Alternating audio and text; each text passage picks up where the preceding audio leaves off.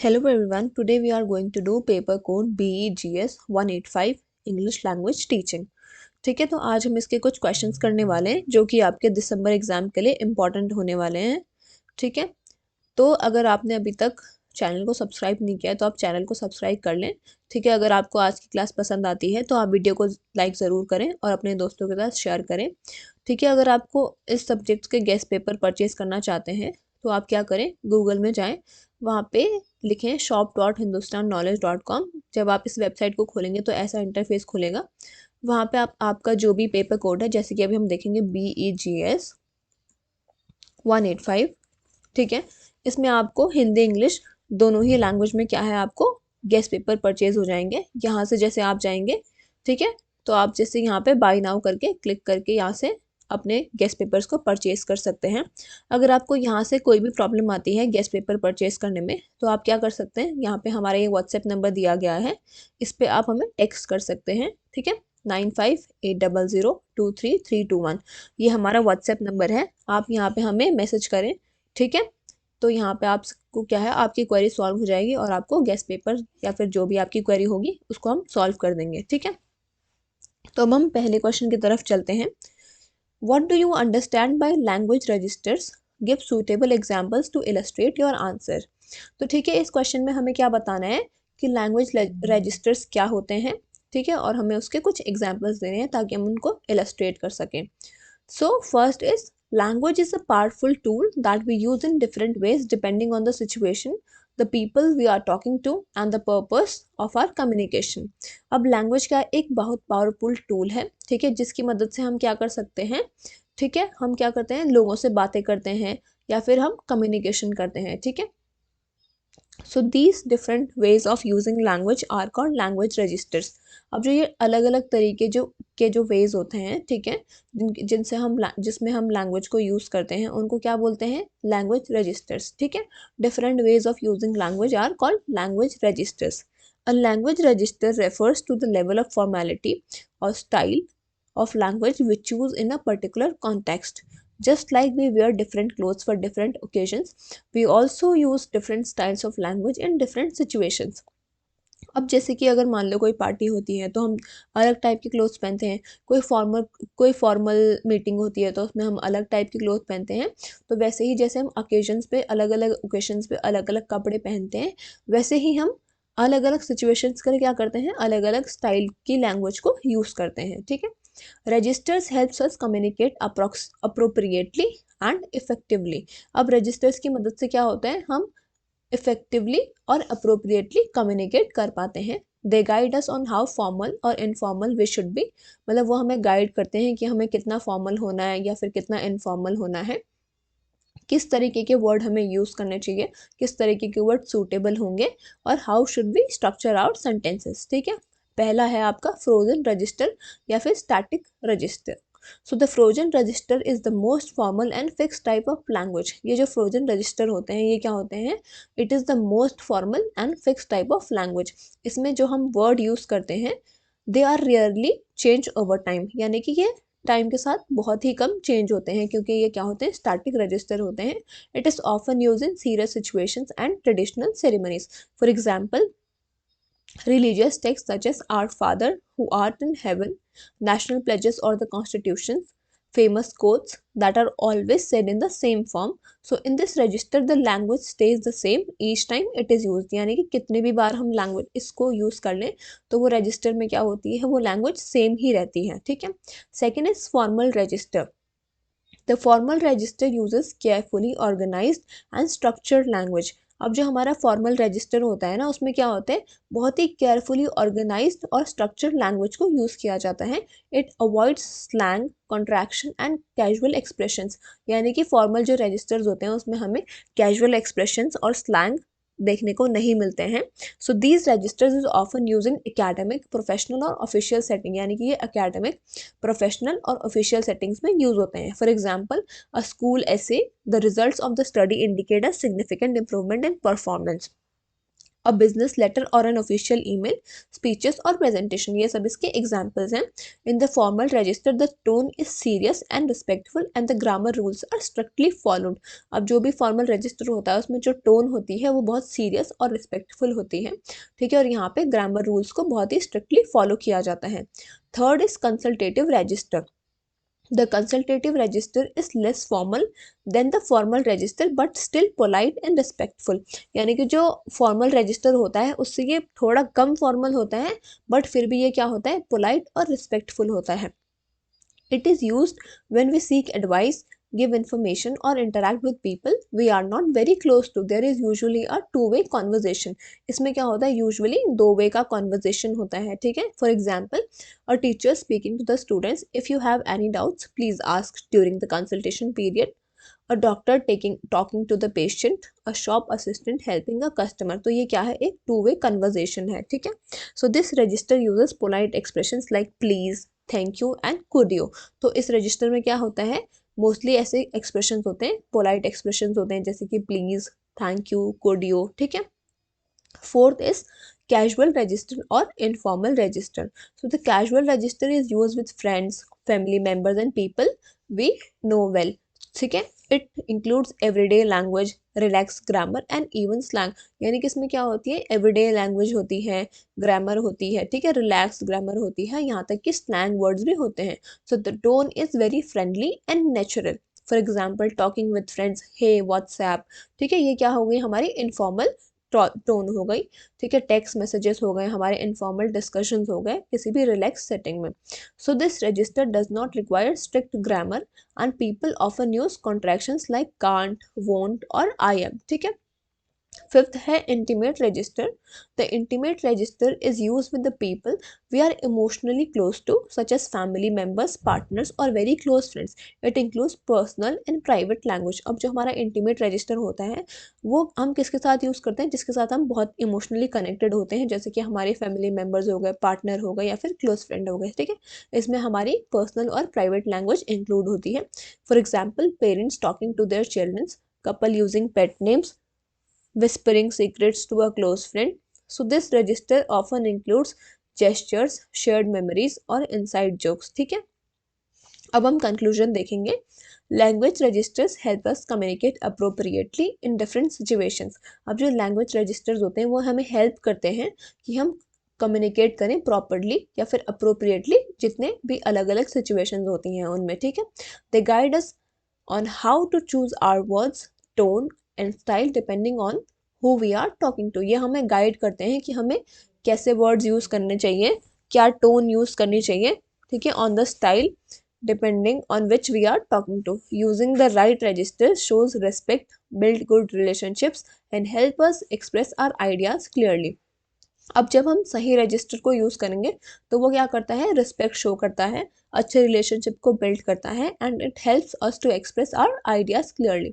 From the frozen register of traditional text to the intimate register of the close relationship, each register has a unique purpose and allows language to fit smoothly into our everyday life, ठीक है। तो यहाँ पे आपका पहला question खत्म होता है।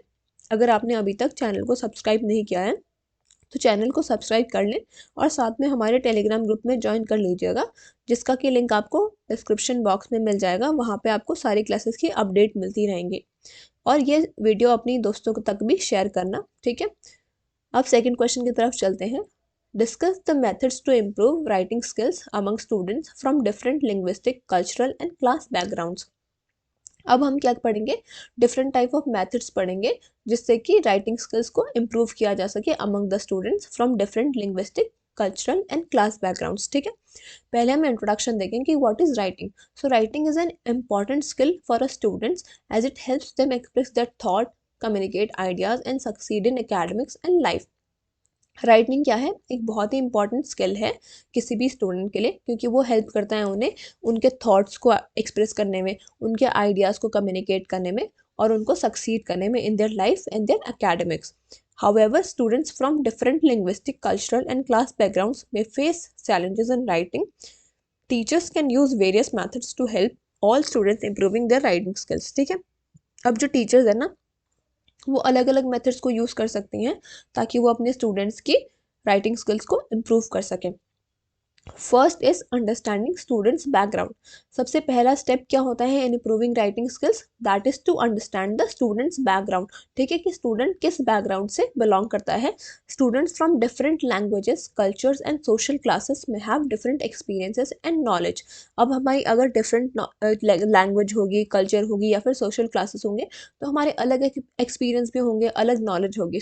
ठीक है, तो teacher should know the student strength and difficulties. तो टीचर्स को पता होने चाहिए कि स्टूडेंट की स्ट्रेंथ क्या है और उनके स्टूडेंट की डिफिकल्टीज क्या है। So this helps in planning writing activities that are suitable for everyone.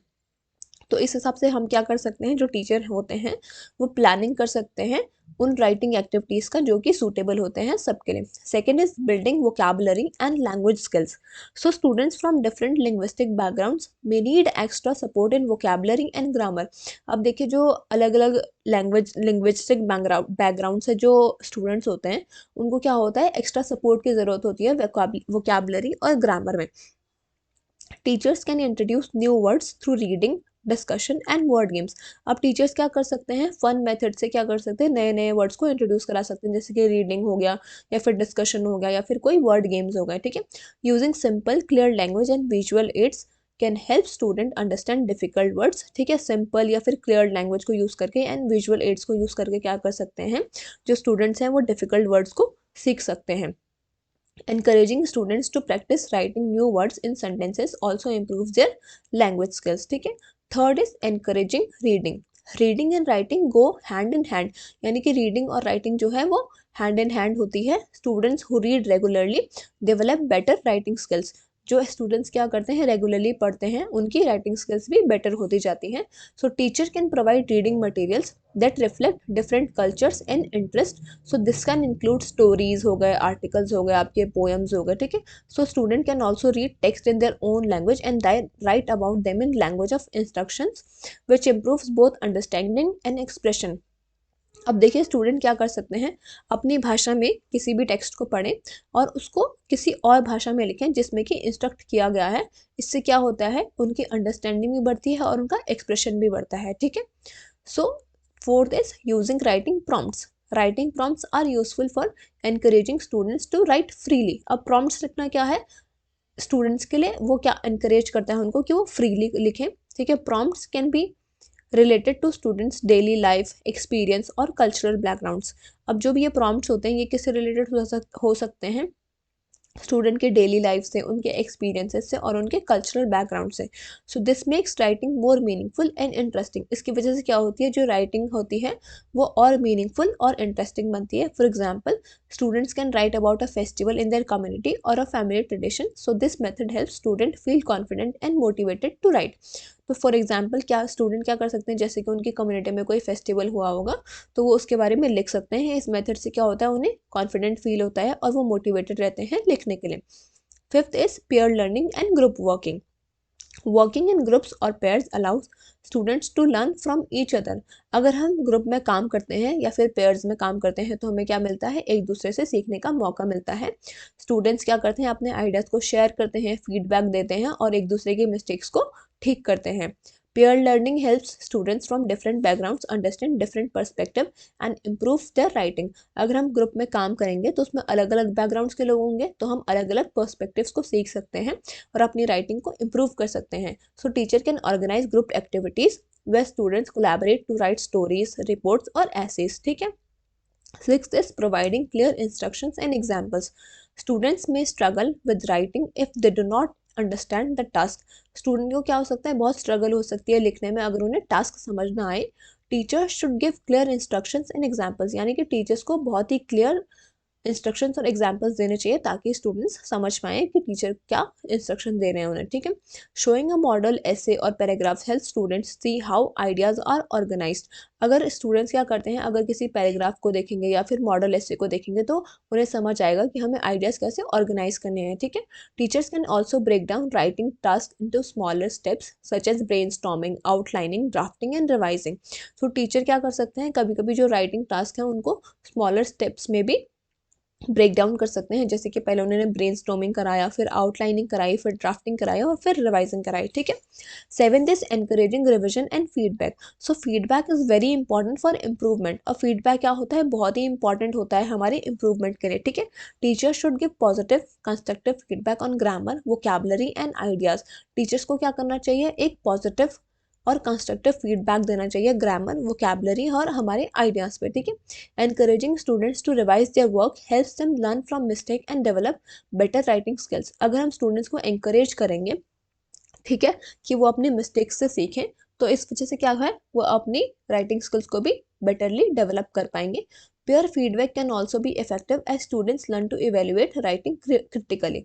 अब जो स्टूडेंट्स हैं वो आपस में भी क्या है, फीडबैक दे सकते हैं। इसकी वजह से क्या होगा, वो अपने आप को क्रिटिकली एनालाइज करना सीखेंगे। Eighth is integrating technology.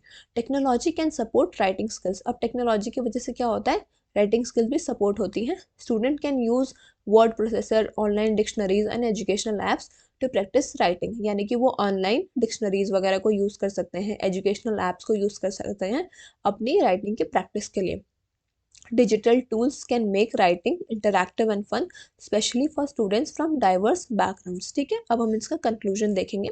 Improving writing skills among students from different linguistic, cultural and class backgrounds require patience, understanding and effective strategies. यानी कि अगर हमें स्किल्स इंप्रूव करनी है, राइटिंग स्किल्स इंप्रूव करनी है स्टूडेंट्स के अमंग जो कि अलग अलग बैकग्राउंड से, लिंग्विस्टिक, कल्चरल और क्लास बैकग्राउंड से आते हैं, तो उसके लिए एक टीचर को पेशेंस की ज़रूरत है, अंडरस्टैंडिंग की ज़रूरत है और इफेक्टिव स्ट्रैटेजीज की ज़रूरत है। By building language skills, encouraging reading, providing clear guidance, using writing prompts, promoting group work and giving feedback, teachers can help all the students become confident and skill writers। इसकी मदद से क्या कर सकते हैं, जो टीचर हैं वो अपने स्टूडेंट्स को कॉन्फिडेंट बना सकते हैं और स्किल राइटर बना सकते हैं। उनको रीडिंग एनकरेज करके, उनको अच्छी गाइडेंस देना, ठीक है, उनको राइटिंग प्रॉम्प्ट्स देना, ग्रुप वर्क को प्रमोट करना, ठीक है, और उन्हें राइट फीडबैक देना। With the right methods, writing can become an enjoyable and rewarding experience for every students, ठीक है। तो यहाँ पे आपका सेकेंड क्वेश्चन भी खत्म होता है। अगले क्वेश्चन की तरफ चलते हैं। Examine the features of classroom interaction competence and its role in shaping the classroom discourse।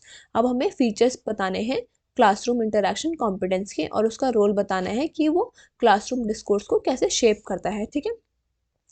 Classroom interaction competence is a key concept in education that refers to a teacher's or student ability to communicate effectively, manage classroom discussion and create a positive learning environment। यानी कि ये क्या है, CIC एक की concept है education में जो कि रेफर करता है टीचर या फिर स्टूडेंट की एबिलिटी को टू कम्युनिकेट इफेक्टिवली, ठीक है, क्लासरूम डिस्कशंस को मैनेज करना और एक पॉजिटिव लर्निंग एनवायरनमेंट को क्रिएट करना। So it plays a very crucial role in shaping the way learning happens in the classroom and influences both teaching and learning outcomes। यानी कि CIC क्या करता है, टीचिंग और लर्निंग आउटकम्स दोनों को ही इन्फ्लुएंस करता है। तो अब हम देखेंगे features of classroom interaction competence. So first is effective communication skills. One of the main features of CIC is the ability to communicate clearly. यानी कि यहाँ पे क्या होती है, हम बहुत ही अच्छे तरीके से या फिर क्लियरली कम्युनिकेट कर पाते हैं। Teacher must be able to explain concept in a way that student understand. यानी कि टीचर को ऐसे वे में एक्सप्लेन करने चाहिए कॉन्सेप्ट कि स्टूडेंट्स को जल्दी समझ आ जाए। And student must be able to express the questions and ideas confidently. और जो स्टूडेंट्स हैं वो अपने आइडियाज़ को और अपने क्वेश्चंस को क्या कर सके, कॉन्फिडेंटली एक्सप्रेस कर सके। Clear communications help avoid confusion and ensures that everyone participates in the learning process। अब अगर हम क्लियर कम्युनिकेशन रखेंगे तो उसकी वजह से क्या होगी, कन्फ्यूजन भी अवॉइड होगी और वो इंश्योर करेगा सबका participation in the learning process. Second is active listening. CIC emphasises the importance of listening carefully, ठीक है। अब ये किसकी इम्पोर्टेंस पे एम्फोसाइज करता है, सुनने के, ठीक है, लिसनिंग केयरफुली की, ठीक है। Teachers and students needs to pay attention to each others ideas. अब टीचर और स्टूडेंट दोनों को ही एक दूसरे के आइडियाज़ पे, क्वेश्चंस पे और फीडबैक पे अटेंशन पे करना चाहिए, ठीक है। Active listening helps in responding appropriately. अब अगर हम एक्टिव लिसनिंग करते हैं तो वो हमें प्रॉपरली रिस्पॉन्ड करने की हेल्प करता है and keep the classroom interaction meaningful and smooth. Third is questioning techniques. Competent classroom interaction involves using good questioning strategies. यानी कि हम इसमें क्या करते हैं, अच्छी क्वेश्चनिंग स्ट्रैटेजीज का यूज़ करते हैं teacher should ask question that encourage thinking and discussion rather than just yes और नो आंसर, यानी कि टीचर्स को ऐसे क्वेश्चंस पूछने चाहिए जिससे कि थिंकिंग एनकरेज हो और डिस्कशन एनकरेज हो रादर देन जस्ट येस और no answer. Open ended questions allow student to explore ideas. अगर हम टीचर्स जो होते हैं अगर वो ओपन एंडेड क्वेश्चंस पूछेंगे तो उससे क्या होगा, स्टूडेंट्स के आइडियाज़ एक्सप्लोर होंगे, वो अपने ओपिनियंस को शेयर कर पाएंगे और वो लेसन के साथ डीपली एंगेज हो पाएंगे। ठीक है। Fourth is turn taking and participation. A classroom with high interaction competence ensure that everyone get a chance to speak.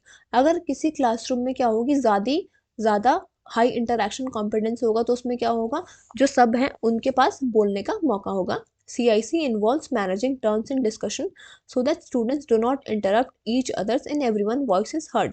यहाँ पे क्या होता है, सबकी वॉइस को हर्ट किया जाता है। So this promotes fairness and encourages शाई स्टूडेंट्स टू पार्टिसिपेट। इस वजह से क्या होता है, जो भी शाई स्टूडेंट है वो भी पार्टिसिपेट कर पाते हैं। ठीक है। Fifth is use of feedback.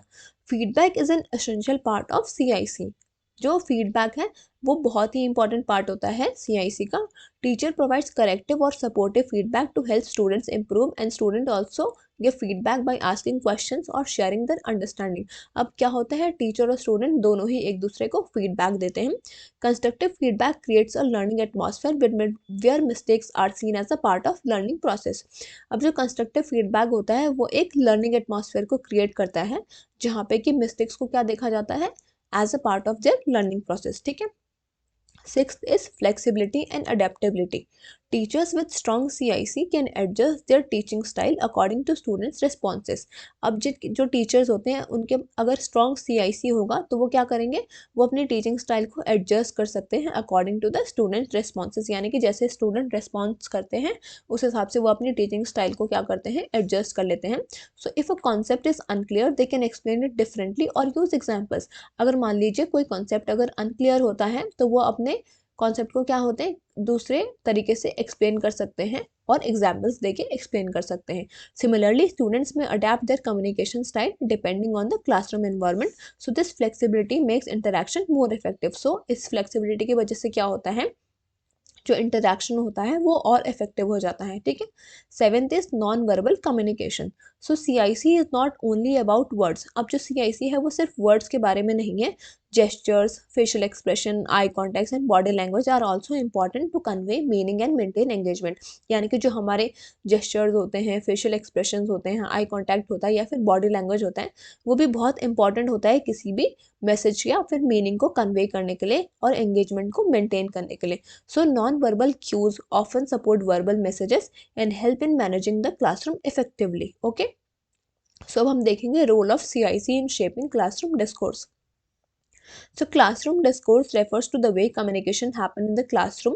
Classroom discourse का मतलब ही ये होता है कि जो क्लास में कम्युनिकेशन हो रहा है वो किस तरीके से हो रहा है, इंक्लूडिंग द डिस्कशंस हो गए, explanations हो गए, interactions हो गए between the teachers and the students. So CIC plays a vital role in shaping the discourse in several ways. First is it promotes meaningful learning. When teacher and students interact effectively, जब भी teacher और students इंटरैक्टिवली क्या होंगे, ठीक है, interact करेंगे effectively, तो जो क्लासरूम होगा वो एक स्पेस बन जाएगा एक्टिव लर्निंग के लिए रादर देन पासिव लर्निंग। ठीक है। Students can clarify doubts. Students अपने डाउट्स को क्लैरिफाई कर सकते हैं, आइडियाज़ को शेयर कर सकते हैं and they can build knowledge collaboratively. ठीक है।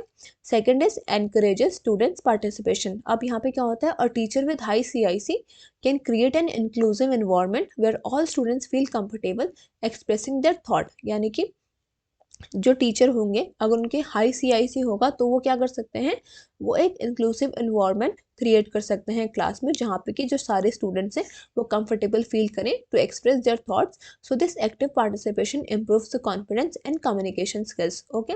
सो third one is enhances critical thinking. By using questioning, feedback and discussion, CIC helps students think critically and analyze ideas rather than just memorize fact। यानी कि CIC की मदद से क्या होते हैं, स्टूडेंट्स जो हैं वो क्रिटिकली थिंक कर पाते हैं, वो अपने आइडियाज़ को एनालाइज करते हैं rather than just memorising the facts. So it encourages them to reason, evaluate and contribute thoughtfully to classroom discussions. Fourth is it improves classroom management. Effective interaction reduces misunderstanding, अगर effective interaction होगा तो उसकी वजह से क्या होंगे, misunderstanding, conflicts और distraction reduce होंगे। CIC helps teacher manage classroom behavior while maintaining a positive learning atmosphere। CIC की मदद से क्या होते हैं, जो टीचर्स हैं वो क्लासरूम बिहेवियर को मैनेज कर पाते हैं और एक पॉजिटिव लर्निंग एटमॉस्फेयर को मेंटेन कर पाते हैं। ठीक है। Fifth is fosters social skills. Classroom interaction competence also teaches students to cooperate, listen and respond politely to other। अब जो CIC है वो स्टूडेंट को क्या टीच करते हैं, टू कॉपरेट, ठीक है, listen and respond politely to others। So this social skills are essential for learning in groups and for life beyond the classroom। ठीक है। अब हम इसका कंक्लूजन देखेंगे। Classroom interaction competence is a combination of communication skills, listening, questioning, feedback and adaptability। यानी कि जो CIC है वो किसका कॉम्बिनेशन है, it is a combination of communication skills हो गए, लिसनिंग हो गया, क्वेश्चनिंग हो गया, फीडबैक हो गया एंड अडेप्टेबिलिटी।